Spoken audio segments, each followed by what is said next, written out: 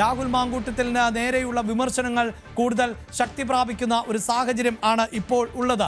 അങ്ങനെ വലിയ വിമർശനങ്ങൾ ഇപ്പോൾ ആവർത്തിച്ചുകൊണ്ടിരിക്കുമ്പോൾ രാഹുൽ മാങ്കൂട്ടത്തിനെതിരെ കവിതയുമായി രംഗത്തെത്തിയിരിക്കുന്നു ടി സിദ്ദിഖിന്റെ ഭാര്യ ഷറഫുനീസ. കാപാലിക നീ ഇത്രയും ക്രൂരനോ, രക്തരാക്ഷസ നീ ഇത്ര ക്രൂരനോ എന്ന വരികളോടെയാണ് കവിത. എസ് അനീഷ് കുമാറാണ് ചേരുന്നത്. അനീഷ്, നേരത്തെ പാർട്ടിക്കുള്ളിൽ തന്നെ പെട്ടവർ, ഷഹനാസിനെ പോലെയുള്ളവർ പരസ്യമായി രംഗത്ത് വന്നുകൊണ്ട് രാഹുലിന്റെ ചെയ്തികളെ വിമർശിക്കുന്നു, രാഹുലിന് സംരക്ഷണമൊരുക്കിയവരെ വിമർശിക്കുന്നു.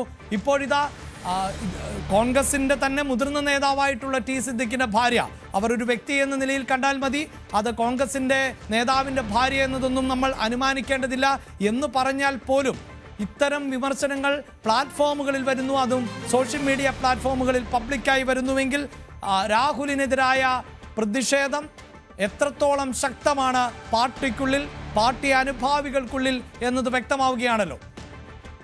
തീർച്ചയായിട്ടും പാർട്ടി നേതാക്കളിലോ വനിതാ നേതാക്കളിലോ മാത്രമല്ല, പാർട്ടി നേതാക്കളുടെ കുടുംബത്തിൽ പോലും ഈ രാഹുൽ വിഷയം വലിയ ഉറക്കം കെടുത്തുന്ന കാര്യമായി മാറുന്നു, അല്ലെങ്കിൽ അവർക്ക് തീരാത്ത മുറിവായി അത് മാറുന്നു എന്ന് തന്നെയാണ് നമുക്ക് മനസ്സിലാക്കാൻ കഴിയുന്നത്. ഷറഫുനീസ ടി സിദ്ദിഖാണ് ഈ ഒരു കവിത എഴുതി സമൂഹ മാധ്യമത്തിൽ പങ്കുവച്ചിരിക്കുന്നത്. ചുറ്റും വിഷം തൂകിയ പാമ്പുകൾ എന്നെ വലിഞ്ഞു മുറുകുന്നു, ഉറക്കം എനിക്ക് അന്യമായി തീരുന്നു, പൊളിഞ്ഞ ഗർഭപാത്രത്തിന്റെ നിലവിളി, സ്വപ്നങ്ങളെ ചാലിച്ച പിഞ്ചു പൂവിനെ പിച്ചു ചീന്തിയ കാപാലിക നീ ഇത്രയും ക്രൂരനോ, ഗർഭപാത്രത്തിൽ കൈയിട്ട് ചരടി ചോര കുടിച്ച രാക്ഷസ നീ ഇത്ര ക്രൂരനോ, ഇനിയും ഒരു അമ്മയുടെ ഉത്തരത്തിൽ ജന്മം കൊണ്ട മഹാപാപിയോ, ഒരു പാവം പെണ്ണിന്റെ ഹൃദയം പതിയെ തൊട്ട് പ്രണയം കുലുമ്പി കടിച്ചു പറിച്ചത് ജീവനുള്ള മാംസഗന്ധം ആയിരുന്നു, കാർത്തിത്തുപ്പിച്ചത് വിശുദ്ധ വസ്ത്രത്തിലുമായിരുന്നു എന്നിങ്ങനെയുള്ള കൃത്യമായ ഈ രാഹുൽ മാങ്കൂട്ടത്തിന്റെ പേരില്ലെങ്കിൽ പോലും രാഹുൽ മാങ്കൂട്ടവുമായി ബന്ധപ്പെട്ട് വരുന്ന ആരോപണങ്ങൾ അക്കമിട്ട് ഒരു കവിതാ രൂപത്തിൽ ഈ ഫേസ്ബുക്കിലേക്ക് എഴുതിയിരിക്കുന്ന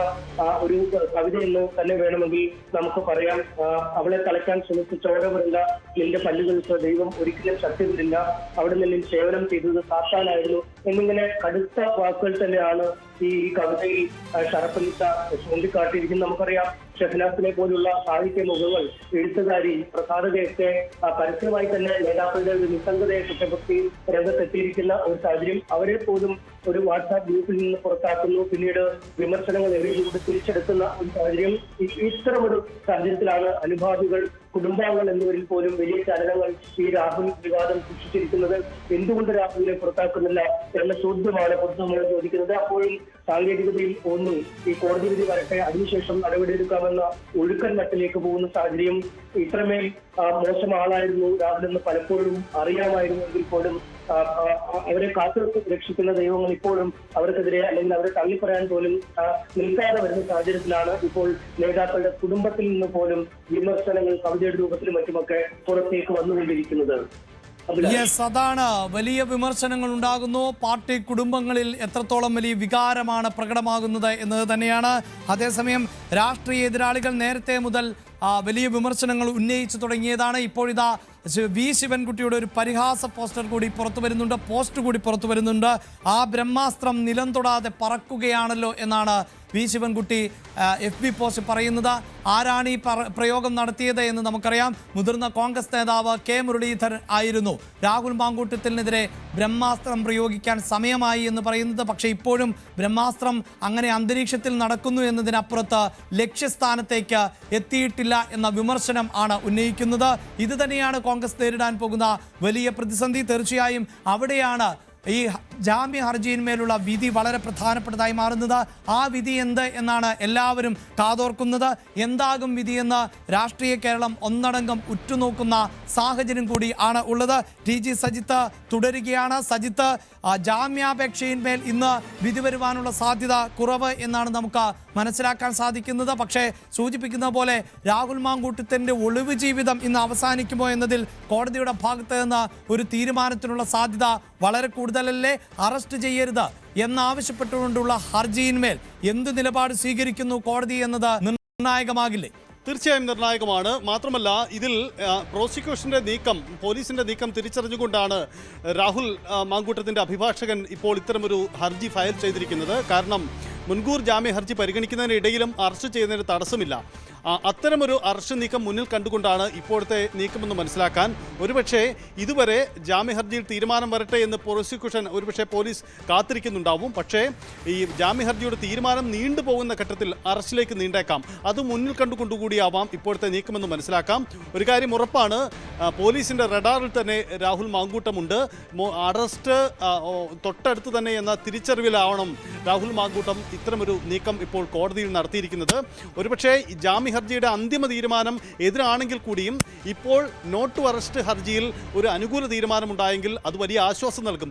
ആ തിരിച്ചറിവ് കൂടി ഈ നീക്കത്തിന്റെ ഭാഗമായിട്ട് ഉണ്ടാകുന്നു എന്നത് വളരെ പ്രധാനപ്പെട്ടതാണ്. തൽക്കാലത്തേക്കെങ്കിലും അറസ്റ്റ് പാടില്ല എന്നൊരു നിർദ്ദേശമുണ്ടായാൽ അത് തനിക്ക് ആശ്വാസകരം എന്ന തിരിച്ചറിവിലാണ് രാഹുൽ മാങ്കൂട്ടം ഇത്തരമൊരു നീക്കമുണ്ടാവുന്നത്. നോക്കുക, കോടതിയിൽ നിന്നുണ്ടാവുന്ന തീരുമാനം രാഹുൽ മാങ്കൂട്ടം എന്ന നേതാവിൻ്റെ രാഷ്ട്രീയ ഭാവിയെ അങ്ങേയറ്റം നിർണായകമാക്കുന്നതാണ്. കാരണം കോൺഗ്രസ് കേന്ദ്രങ്ങൾ കാത്തിരിക്കുകയാണ് കോടതിയുടെ തീരുമാനത്തിന് വരാൻ വേണ്ടി. അതിന് പിന്നാലെ രാഹുലിനെ പാർട്ടിയിൽ നിന്ന് പുറത്താക്കുന്നതോ അതിന് സമാനവുമായുള്ള ചില പ്രഖ്യാപനങ്ങൾ കോൺഗ്രസിൽ നിന്നും ഉണ്ടാവാൻ സാധ്യതയുണ്ട്.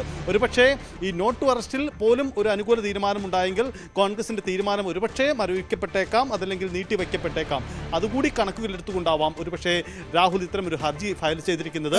തീർച്ചയായും അവിടെ സജിത്ത് ഉണ്ടാകുന്ന സംശയം സജിത്ത് സൂചിപ്പിക്കുന്ന പോലെ അറസ്റ്റ് വൈകുന്നു എങ്കിൽ അല്ലെങ്കിൽ അറസ്റ്റ് തടയുന്നുവെങ്കിൽ അത് ഒരു പരിധിവരെയെങ്കിലും ആശ്വാസകരമെന്ന് പറയുമ്പോൾ പോലും കോൺഗ്രസിൻ്റെ ഒരു സംഘടനാ സംവിധാനം നമുക്കെല്ലാവർക്കും അറിയാമല്ലോ. ഇതിപ്പോൾ CPIM പോലെയല്ല. അല്പസമയം മുമ്പായിരുന്നു ഈ സാംസ്കാരിക സമിതിയിൽ നിന്ന് ഷഹനാസിനെ പുറത്താക്കിയ കാര്യം ഷഹനാസ് തന്നെ അറിയിച്ചത്. എന്നാൽ വളരെ പെട്ടെന്ന് പിന്നീട് തിരികെ എടുത്തു എന്നുള്ളതാണ്. അപ്പോൾ അങ്ങനെ പുറത്താക്കുന്നതടക്കം ചർച്ച ചെയ്യപ്പെടുന്ന സാഹചര്യം. അങ്ങനെ വലിയ പ്രതിസന്ധിയിലൂടെയാണ് പാർട്ടി ഇപ്പോൾ മുന്നോട്ട് പോകുന്നത്. ഈ പല പ്രതിരോധ കോട്ടകളും തകർന്നു വീഴുന്ന സാഹചര്യമാണ് ഉണ്ടാകുന്നത്. പ്രത്യേകിച്ച് KPCC അധ്യക്ഷന്, അതിപ്പോൾ പല കാലഘട്ടത്തിൽ പലരായിരുന്നു അധ്യക്ഷൻ. അങ്ങനെ ഇതിനു മുമ്പ് പദവിയിൽ ഇരുന്നവർക്കുൾപ്പെടെ പാർട്ടിക്കുള്ളിൽ സ്ത്രീകൾക്കെതിരായ വികാരം പ്രകടിപ്പിക്കുന്നവർക്ക് നേരെ പരാതി നൽകിയിരുന്നു എന്ന് പറയുന്നു. പ്രതിപക്ഷ നേതാവ് VD സതീശന് പരാതി നൽകിയിരുന്നു എന്ന് പറയുന്നു. ഷാഫി പറമ്പിലിന് പരാതി നൽകിയെന്ന് പറയുന്നു. ഇങ്ങനെ ചിലർ രംഗത്ത് വരുന്നു. സജ്ജനയെ പോലെയുള്ളവർ ടെലിവിഷൻ ചർച്ചകളിലടക്കം പുറത്താക്കണമെന്ന് പറയുന്നു. ഒരുപക്ഷെ ഈ നടപടി, രാഹുലിനെ പുറത്താക്കുന്ന നടപടി വൈകിയാൽ ഇനിയും കോൺഗ്രസിനകത്ത് നിന്ന് പുതിയ കഥകൾ, പുതിയ വെളിപ്പെടുത്തലുകൾ അതൊക്കെ ഉണ്ടാകാനുള്ള സാധ്യത കൂടി നമുക്ക് തള്ളിക്കളയാനാകില്ലല്ലോ. ഒരിക്കലുമില്ല. അത് പരസ്യ ഏറ്റുമുട്ടലുകളിലേക്ക് പോകും. ഇപ്പോൾ തന്നെ നടപടി വൈകി എന്ന ആക്ഷേപം പലർക്കുമുണ്ട്, അത് പല മുൻനിര നേതാക്കൾക്കുമുണ്ട്. പക്ഷേ ഇവരാരും പരസ്യമാക്കാത്തതിന് കാരണം ഇത് തെരഞ്ഞെടുപ്പ് ഘട്ടത്തിലാണ്.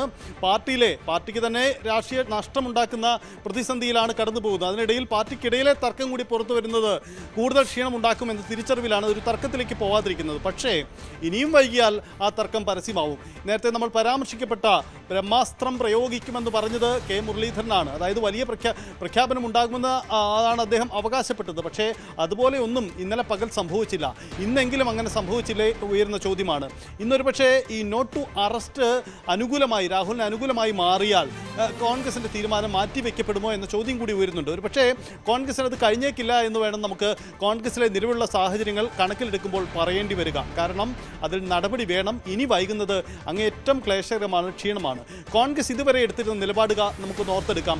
കോൺഗ്രസ് CPM-നെ പോലെ ഇത്തരം ആക്ഷേപങ്ങൾ വരുമ്പോൾ പാർട്ടി കമ്മീഷനുകൾക്ക് വിട്ടുകൊടുക്കാതെ അതിനെ അന്വേഷണ സമിതിക്ക് മുന്നായി കൈമാറി എന്നതാണ് അവർ മുന്നെടുത്തിരുന്ന ന്യായം. ഒപ്പം രാഹുൽ മാങ്കൂട്ടത്തിനെതിരെ ആക്ഷേപം വന്നു, പരാതി വരുന്നു. തൊട്ടടുത്ത നിമിഷം അദ്ദേഹത്തെ സസ്പെൻഡ് ചെയ്ത് മാറ്റി നിർത്തി, പാർട്ടിയുടെ ഭാഗമല്ലാതാക്കി. ഇതൊക്കെയാണ് കോൺഗ്രസ് എടുത്തിരുന്ന നിലപാടുകൾ. ഈ നിലപാടുകൾക്ക് അല്പമെങ്കിലും ന്യായീകരണവാദം ഉണ്ടായിരുന്നു എന്ന് അവർ തന്നെ വാദിക്കുന്നതുമുണ്ട്. തെരഞ്ഞെടുപ്പ് രംഗത്തൊക്കെ കോൺഗ്രസിൻ്റെ വാദവും അതാണ്. പക്ഷേ ഇപ്പോഴത്തെ ഈ പ്രതിസന്ധി വന്നു, രണ്ടാമത് വീണ്ടും ഒരു പരാതി വന്നു. ഇപ്പോൾ കോൺഗ്രസിൽ ഇനി രാഹുലുമായി ഒരു ബന്ധവുമില്ല.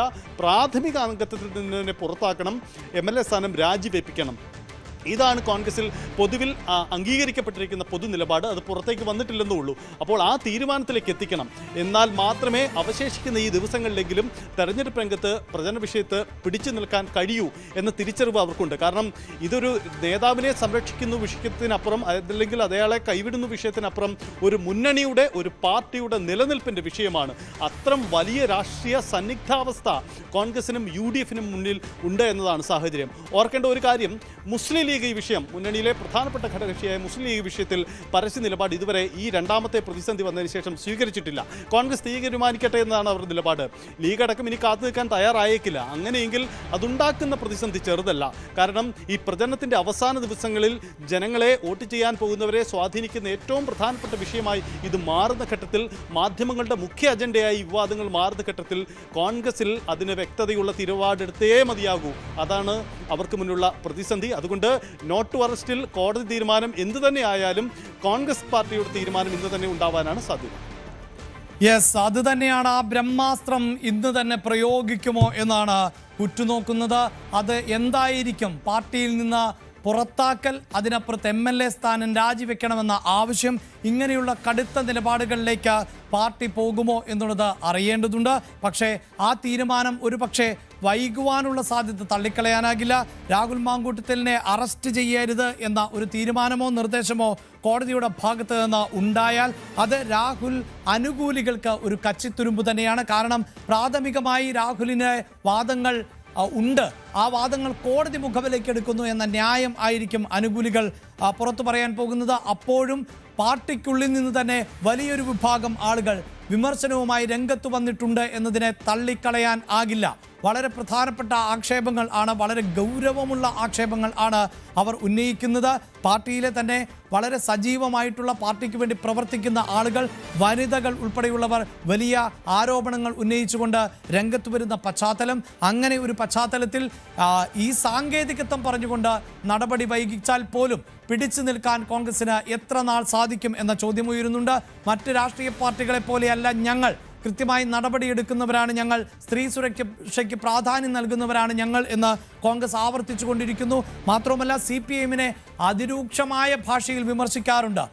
കോടതി അവർക്കുണ്ട്, അതായത് പാർട്ടിക്കൊരു കോർട്ടുണ്ട്. ആ കോർട്ടിൽ ഇത്തരം പരാതികൾ വരുമ്പോൾ, അതായത് സ്ത്രീപീഡനവുമായി ബന്ധപ്പെട്ട പരാതികൾ വരുമ്പോൾ അതിൻ്റെ തീവ്രത അളന്നു നോക്കിയുന്ന പാർട്ടിയാണ് CPIM എന്നൊക്കെ പറയുമ്പോഴാണ് അവർ തീവ്രതയെങ്കിലും അളന്നു നോക്കിയല്ലോ, പക്ഷേ നിങ്ങൾ എന്തു ചെയ്തു എന്നൊരു ചോദ്യം പ്രസക്തമാകുന്നത്.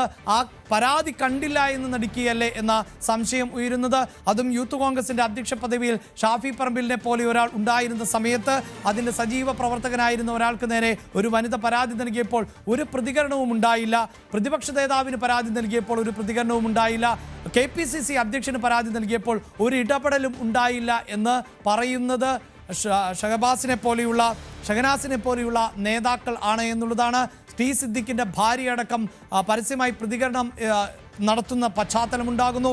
നിരവധി കോൺഗ്രസ് നേതാക്കൾ പൂർണ്ണമായും രാഹുൽ മാങ്കൂട്ടത്തിനെ തള്ളിക്കളയുന്ന സാഹചര്യമുണ്ടാകുന്നു. VD സതീശൻ തള്ളിക്കളയുന്ന സാഹചര്യമുണ്ടാകുന്നു. രാജ്മോഹൻ ഉണ്ണിത്താൻ, VM സുധീരനെ പോലെയുള്ളവർ തള്ളിക്കളയുന്ന പശ്ചാത്തലം ആണ് നമുക്ക് കാണാൻ സാധിച്ചത്. രമേശ് ചെന്നിത്തല തള്ളിക്കളയുന്ന സാഹചര്യമാണ് നമുക്ക് കാണാൻ സാധിച്ചിട്ടുള്ളത്. ബിന്ദു കൃഷ്ണയെ പോലെയുള്ളവർ, ഷാനിമോൾ ഉസ്മാനെ പോലെയുള്ളവർ, ദീപ്തി മേരി വർഗീസിനെ പോലെയുള്ളവർ, സജ്ജനയെ പോലെയുള്ളവരൊക്കെ പരസ്യമായി തന്നെ രാഹുൽ മാങ്കൂട്ടത്തിലിനെ പാർട്ടിയിൽ നിന്ന് പുറത്താക്കുക, നടപടി സ്വീകരിക്കണമെന്ന് ആവശ്യപ്പെടുന്ന ഒരു പശ്ചാത്തലം കൂടിയുണ്ട്.